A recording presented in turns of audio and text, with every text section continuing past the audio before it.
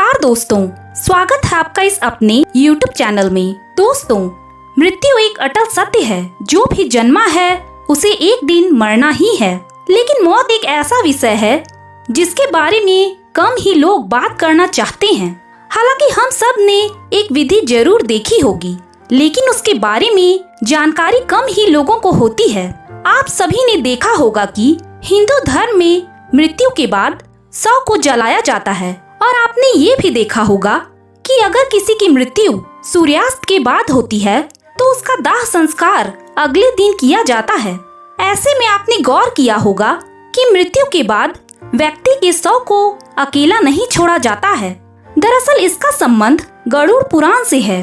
तो आइए दोस्तों, जानते हैं इसके पीछे का कारण। लेकिन उससे पहले दोस्तों, अगर आपने इस चैनल को अभी तक सब्सक्राइब नहीं किया है तो चैनल को सब्सक्राइब जरूर कर लें, और अगर वीडियो अच्छी लगे तो लाइक करना बिल्कुल भी ना भूलें। हिंदू धर्म में अगर किसी की मृत्यु सूर्यास्त के बाद होती है तो उसके शव को रात भर घर पर ही रखा जाता है और अगले दिन उसका दाह संस्कार किया जाता है। इस दौरान शव को रात भर घर में ही रखा जाता है और किसी न किसी को उसके पास रहना होता है। इसके पीछे की मान्यता है कि यदि रात में ही शव को जला दिया गया तो इससे व्यक्ति को अधोगति प्राप्त होती है और उसे मुक्ति नहीं मिलती है। ऐसी आत्मा असुर, दानव या पिशाच की योनि में जन्म लेती है। यदि किसी व्यक्ति की मृत्यु पंचक काल में हुई है तो पंचक काल में शव को नहीं जलाया जा सकता। शव का दाह संस्कार करने के लिए पंचक काल समाप्त होने का इंतजार करना चाहिए। तब तक के लिए शव को घर में ही रखा जाता है और किसी न किसी को शव के पास रहना होता है। गरुड़ पुराण सहित कई धार्मिक ग्रंथों में इस बात का वर्णन किया गया है कि यदि पंचक काल में किसी की मृत्यु हो जाए तो उसके साथ उसी के कुल खानदान में 5 अन्य लोगों की मौत भी हो जाती है। इसी डर के कारण पंचक काल के खत्म होने का इंतजार किया जाता है।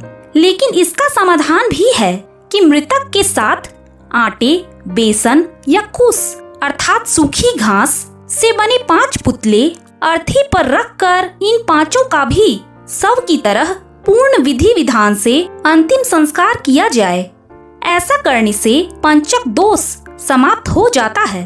हिंदू धर्म में मान्यता है कि व्यक्ति का अंतिम संस्कार उसके बेटे द्वारा ही किया जाए।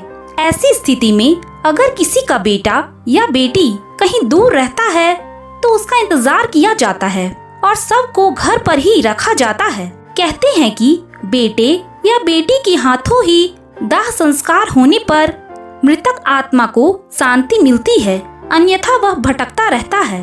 मृत शरीर को अकेले नहीं छोड़ने का सबसे बड़ा कारण यह है कि अगर शव को अकेले छोड़ दिया जाए तो हो सकता है कुत्ते, बिल्ली जैसे जानवर उसे नोच खाएं। और गरुड़ पुराण की माने तो ऐसे में मृत आत्मा को भी यमलोक के मार्ग में ऐसी ही यातनाएं सहनी पड़ती है। इसके अलावा यह भी माना जाता है कि अगर शव को अकेला छोड़ दिया जाए तो उससे बदबू आने लगती है। ऐसे में यह जरूरी है कि वहाँ कोई न कोई व्यक्ति बैठा रहे और धूप या अगरबत्ती शव के चारों तरफ लगातार जलती रहे, ताकि शव से आने वाली दुर्गंध चारों ओर न फैले। दोस्तों, इसके अलावा शव को अकेला इसलिए भी नहीं छोड़ा जाता क्योंकि माना जाता है कि मरे हुए आदमी की आत्मा वहीं पर भटकती रहती है और अपने प्रियजनों को देखती रहती है। ऐसे में कहा जाता है कि इंसान की मौत के बाद शरीर आत्मा से खाली हो जाता है, जिस वजह से उस मृत शरीर में कोई बुरी आत्मा का साया अपना अधिकार जमा सकता है। यही वजह है कि रात में शव को अकेले नहीं छोड़ा जाता है और कोई न कोई इसकी रखवाली करता रहता है। तो दोस्तों, मृत्यु के बाद शव को अकेला नहीं छोड़ा जाता है। इस विषय की जानकारी आपको कैसी लगी? कमेंट सेक्शन में जरूर बताएं। धन्यवाद।